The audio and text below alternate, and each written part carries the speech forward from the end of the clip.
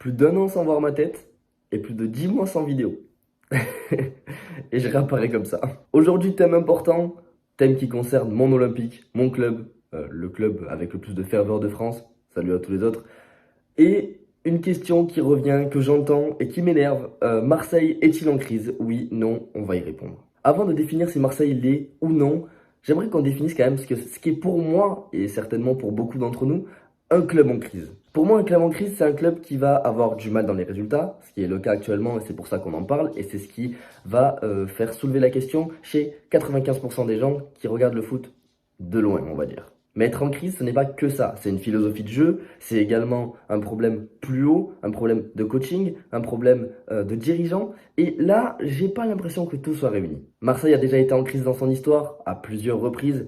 Et pour moi, il y a beaucoup de similitudes, mais il y a surtout beaucoup de différences. Quand on voit le Marseille d'il y a quelques années qui avait du mal à créer un jeu, qui avait même pas un 11 de départ, qui n'avait pas non plus de banc et qui n'avait pas de philosophie, qui n'avait pas d'envie, qui n'avait pas de passion, du moins dans les joueurs et pas dans les supporters, parce qu'on sait que c'est peut-être la plus grande arme marseillaise. Je me dis que honnêtement, cette année, on est loin de tout ça. Car effectivement, beaucoup critiquent les choix de Tudor, mais il n'est pas totalement à jeter. Pourquoi? Parce qu'on voit le début de saison qu'on fait, on voit que c'est une façon qui fonctionne et on voit que le jeu est présent malgré les résultats qui ne le sont pas. Marseille est une équipe qui joue l'Europe cette année.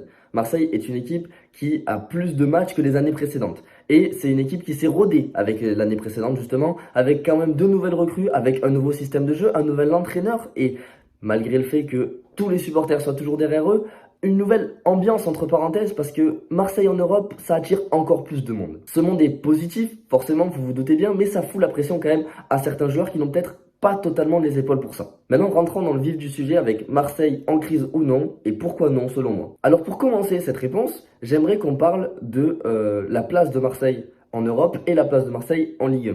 Marseille en Europe actuellement peut encore se qualifier en Ligue des Champions et peut encore être en tête de son groupe, d'accord? Et en Ligue 1, ils sont seulement à 6 petits points de la deuxième place. Alors oui, on peut être déçu de la place de Marseille actuellement en Ligue 1 puisqu'ils sont 5e alors qu'on était 2e il y a de cela quelques semaines et en plus invaincu. Mais il faut quand même penser qu'en même temps qu'on en était invaincu, Marseille était 4e à 0 points en LDC. Disons que c'est compliqué. Mais alors pourquoi par exemple le PSG ou le Real Madrid peut se retrouver premier de son championnat et premier de son groupe tous les ans, c'est tout simplement dû à un effectif beaucoup plus large. Marseille ne peut pas se plaindre de son effectif techniquement, puisqu'il est beaucoup plus élaboré, beaucoup plus complet que les années précédentes. Malgré cela, on voit avec les choix de Tudor qu'un 11 type sort. Ce 11 type, on le connaît tous, c'est ceux qui ont commencé à avoir les vrais résultats en Ligue des Champions face au Sporting, c'est ceux qui ont commencé à enchaîner les matchs, ceux qui ont commencé justement à se fatiguer un peu. Et c'est là qu'on trouve du coup le banc de Marseille un peu moins impressionnant que tout le reste des gros clubs qu'on peut citer en rivalité avec eux. Disons que notre 11 est bon, je trouve. Et je pense que sur le terrain, ça se voit. Maintenant, notre 11 numéro 2 manque énormément de temps de jeu. Et je pense que justement, Tudor a beaucoup capitalisé sur les mêmes joueurs, ce qui fait que des Under ou des Payet qui, eux, ont un talent pur, sont vraiment extrêmement bons. On l'a vu la saison dernière avec un Payet à son prime.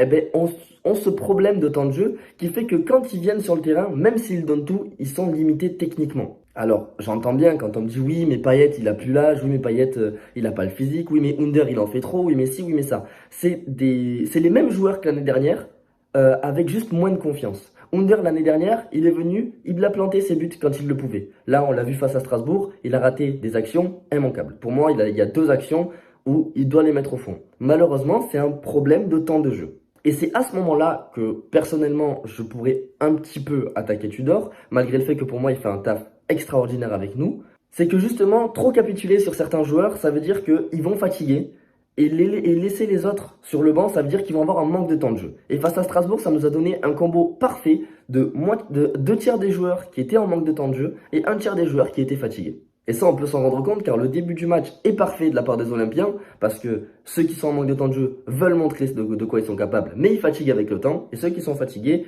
s'appuient un petit peu plus et finissent par craquer petit à petit, tout simplement.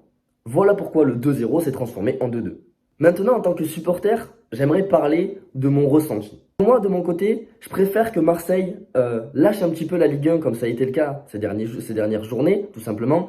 Pas lâche, mais en tout cas perdre des points. C'est dommage, mais c'est rattrapable parce que devant, on a Lorient qui pour moi peut craquer. On a Lens qui l'année dernière a fait la même chose et a fini par craquer justement. On a Rennes qui, à l'usure, on peut les avoir tout simplement. Mais et on va chercher cette seconde place, on va pas chercher le championnat. Donc pour le moment, on reste fixé sur le principe que la deuxième place est toujours faisable puisqu'on n'est qu'à 6 points et que c'est 3 équipes devant qui ont l'habitude de craquer, on va dire relativement vite. Donc que ce soit Lorient, où on n'a pas l'habitude de les voir si haut, Lens, où l'année dernière ils ont fait exactement la même chose, ou Rennes qu'on a réussi à avoir à l'usure l'année dernière. Et en même temps, en parallèle, on a la Champions.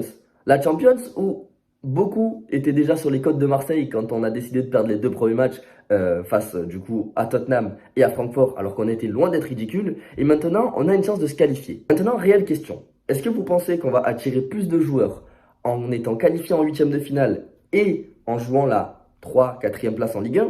Ou est-ce que vous pensez qu'on va attirer plus de joueurs en étant deuxième de Ligue 1, bien comme il faut, bien conforté, et en se faisant sortir premier tour de Ligue des Champions? Et oui, justement, les grands joueurs veulent la LDC. Les grands joueurs veulent voir qu'ils peuvent jouer quelque chose en Europe et pas en Ligue 1. Ligue 1 qui est le 5e championnat, le 5e plus grand championnat. Donc c'est vraiment loin de jouer top 1, top 2 comme en Première Ligue ou en Liga. Et personnellement, je pense qu'on pourra attirer plus facilement des joueurs internationaux en passant les huitièmes, même si on se fait tuer après, parce que quoi qu'il arrive, on aura de la visibilité sur la scène européenne et un putain de budget de débloqué. Maintenant, il est vrai on n'a pas le droit de se faire distancer en Ligue 1. On n'a pas le droit de perdre des points comme face à Strasbourg. Maintenant, on a joué Lens, on a joué le PSG. C'est des concurrents directs, certes, mais c'est également des concurrents qu'on va pouvoir rejouer et qui vont certainement faire des erreurs. Je parle pas du PSG pour le coup, parce que le PSG est quand même très très bon dans le jeu. Certes, ils se font peur comme là face à 3 ou comme même face à Marseille, mais ils ont toujours le résultat. C'est la force des grandes équipes. Je les déteste, mais c'est la force des grandes équipes. Donc maintenant, c'est compliqué d'aller les chercher eux. Des Lorient, des Lens ou des Rennes, ils sont encore cherchables, tout simplement. Je suis pas sûr que ce soit français, mais vous avez compris. On est à 24 points, ils sont à 27 et même 30 pour Lens, ils sont cherchables. Pour moi, une crise, c'est profond. Ça fait du mal au club dans la durée. Là, c'est une passe, c'est une fatigue. La trêve va arriver d'ici peu. Il y a eu un enchaînement de matchs. Les Olympiens ont été attendus. Les Olympiens ont été mis en avant par 60 000 spectateurs par match. On a quasiment fait du huis clos à chaque fois. Et pour vous dire, moi qui suis dans le stade depuis des années, on sent quand même la ferveur olympienne, on la sent tout le temps, mais généralement c'est plus pour les gros matchs. Là, chaque match de Marseille est un gros match. Et c'est également le problème de certains joueurs qui viennent d'arriver à Marseille et qui découvrent ce vélodrome plein à craquer, ce vélodrome avec autant de... Voilà, qui boue tout simplement, et ça peut faire peur et ça peut faire louper certaines occasions. Je pense à certains joueurs, notamment Nuno Tavares, qui pour moi, dès que c'est des gros matchs, dès qu'il y a beaucoup de ferveur, eh ben, ils commencent à paniquer. Verretou, c'est la même chose, mais c'est des joueurs qui vont petit à petit prendre sur eux, tout simplement. Après, est-ce que vraiment ça va nous sauver et ça va nous sortir de cette mauvaise phase? Je sais pas. Mais maintenant, il faut mettre plus de concurrence pour moi dans les joueurs, entre les joueurs du moins, ce qui les poussera à faire toujours mieux et ce qui les poussera à arrêter d'être se complaire dans leur poste, comme certains joueurs qui décident de faire moins d'efforts, moins de replis défensifs, etc. parce qu'ils se disent qu'ils sont dans le 11 type. J'aime beaucoup ce que Tudor propose, j'aime beaucoup la philosophie de Tudor, on va de l'avant, on crée du jeu, et c'est pour ça que pour moi c'est pas une crise, c'est parce qu'on crée du jeu. Face à Lens, on perd, face à Paris, on perd. Malheureusement, le jeu est créé, donc techniquement, franchement pour moi c'est quand même une petite victoire. On n'a pas les points, mais on a le jeu. Certes, ça met un coup au moral, mais c'est des joueurs d'expérience qu'on a devant, comme Alexis, comme Dimitri Payet, qui sont des leaders d'hommes, tout simplement, des leaders de vestiaire.